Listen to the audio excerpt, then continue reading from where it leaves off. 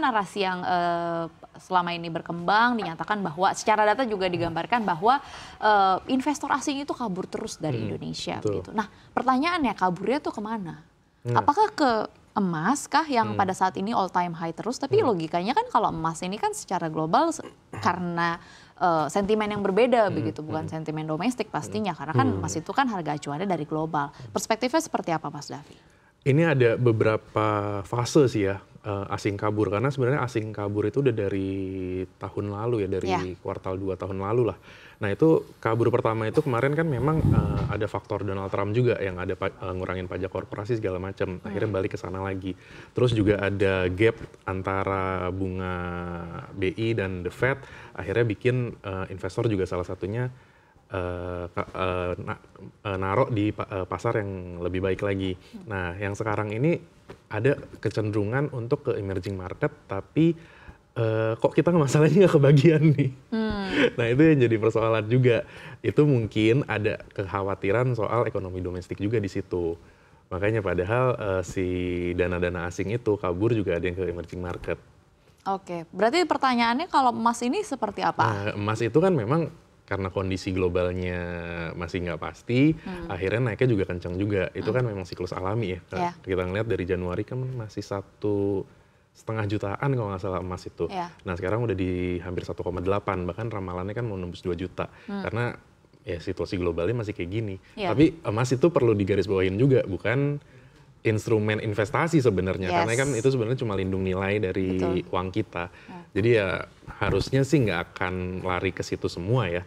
Ya, tapi di momen pada saat ini perlindungan nilai itu perlu menjadi instrumen yang sangat menarik karena benar-benar ada beberapa orang yang sampai mengontak saya secara khusus begitu, harus apa. Jadi yang panik bukan hanya investor saja, tapi masyarakat biasa yang tidak melakukan trading atau investasi di saham pun ikut panik jadinya begitu. Padahal karena fenomenanya global juga kali ya. Kalau kita lihat pas pandemi COVID, kita selalu bertanya uangnya lari kemana. Waktu itu banyak yang lari ke kripto karena emas nggak naik signifikan. Nah sekarang kita juga bertanya ketika semua saham turun gitu, uangnya lari kemana gitu. Sementara kripto kayaknya juga lagi jelek juga, nggak sebagus dulu gitu kan.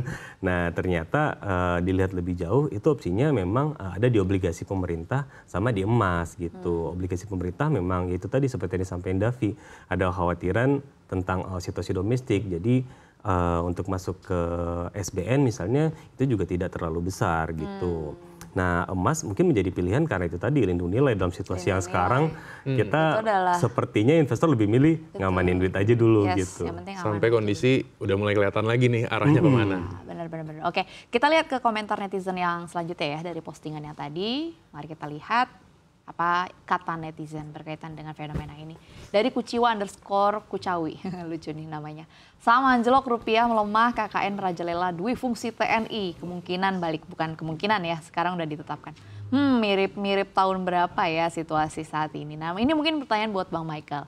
Pada saat ini kita nggak bisa bohong begitu. Seperti yang pernah kita bahas sebelum-sebelumnya. Ada sebuah kredibilitas pemerintah yang pada saat ini sedang tipis di mata masyarakat begitu. Masyarakat sedang mempertanyakan mana nih pemerintah di tengah situasi ekonomi, di tengah IHSG yang anjlok, di tengah rupiah yang melemah, di tengah PHK yang merajalela begitu. Pada saat ini ada satu kebijakan yang juga nampaknya oleh masyarakat ini ditolak, tapi kenapa akhirnya ditetapkan? Kira-kira apakah ini juga menggambarkan fundamental ekonomi kita baik di mata masyarakat kita sendiri maupun di mata dunia?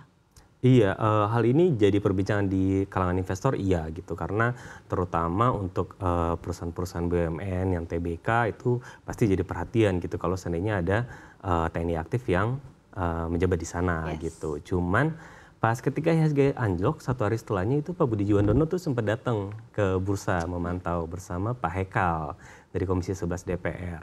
Waktu itu ditanya oleh wartawan, apa risikonya kalau undang-undang TNI ini disahkan bagi investor gitu. Nah waktu itu beliau memang merujuknya ke BUMN dan dia memastikan kalau tidak ada TNI aktif yang akan menjabat direksi BUMN. Betul, gitu. sesuai itu cukup dengan clear. Aturan yang pada saat ini diberlakukan. Betul. Gitu ya.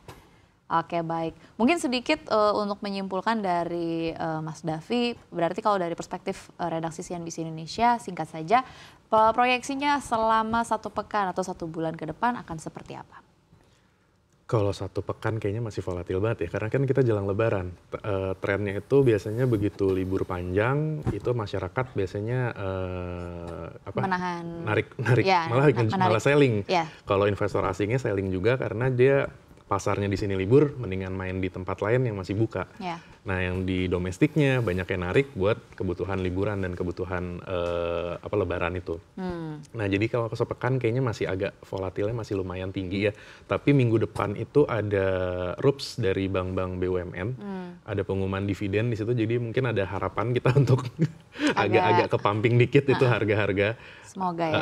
Tapi kalau untuk sebulan rasanya sih masih bisa lebih kuat lagi fundamentalnya. Setelah Lebaran ini mungkin kalau data-data ekonominya lebih positif lagi bisa lebih pede lah investor untuk masuk lagi. Ya, semoga di momen Lebaran ini ya daya beli masyarakat bisa pulih kembali dan juga mengembalikan fundamental ekonomi kita.